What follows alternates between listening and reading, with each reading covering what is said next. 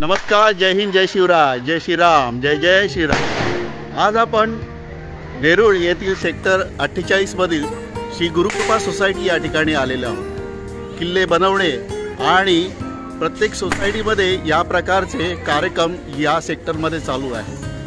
गुरुकृपा सोसायटीमध्ये देखील अशा प्रकारचा या स्पर्धेमध्ये येथील स्थानिक बालकांनी तसेच तरुणांनी सहभाग घेऊन सुंदर किल्ल्याचं प्रदर्शन केलेलं आहे। यामध्ये या सोसायटीतील बहुसंख्य लहान मुले तसेच तरुण मुलं यांनी या कार्यामध्ये मदत, त्याचप्रमाणे शिवरायांच्या चरणी या प्रतिमेला अर्पण केलेलं आहे। दरवर्षीप्रमाणे या देखील वर्षी त्यांनी हा प्रयत्न केलेला आहे। गतवर्षी त्यांना याबद्दल प्रशस्तीपत्रक देखील मिळाले होते।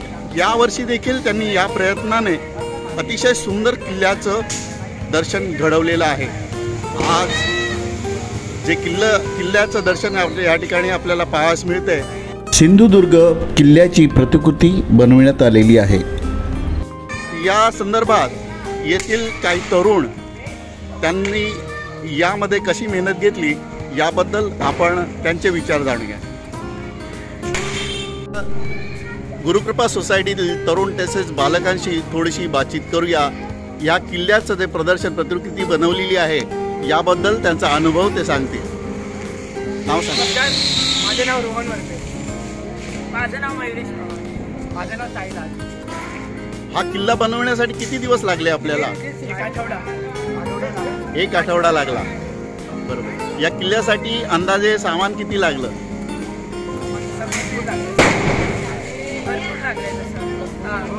हे किल्ले तुम्ही दरवर्षी बनवता? 3 वर्षांपासून बनवता।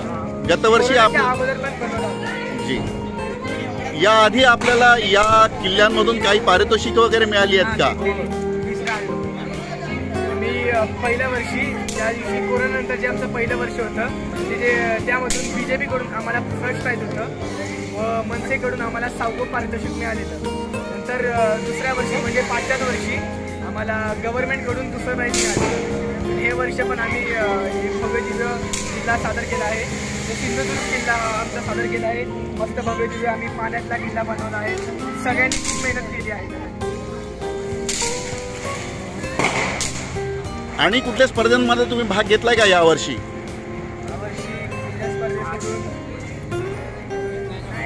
गेल्या वर्षी कोणता किल्ला बनवला होता तुम्ही? गेल्या वर्षी रायगड किल्ला बनवलेला। त्याच्या आदल्या वर्षी राजगड बनवलेला। पुढच्या वर्षी देखील आपण बनवणार आहात का? पुढच्या वर्षी कोणता किल्ला बनवण्याचा प्रयत्न असेल? आम्ही सगळे मिळून डिसाईड केलं। बरं। आता हा किल्ला बनवण्यासाठी किती मुलांची मदत लागली?